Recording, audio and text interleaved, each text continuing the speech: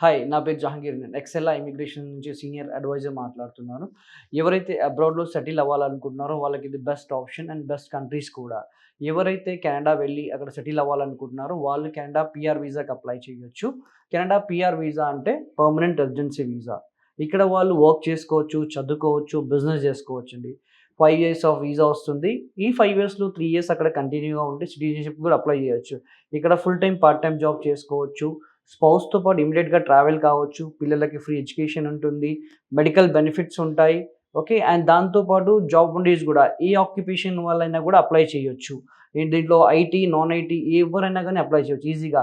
2 years of experience ఉంటే ఎవరైనా గానీ ఏ డొమైన్ వాళ్ళైనాని అప్లై చేసుకోవచ్చండి దీనికి. ఓకే.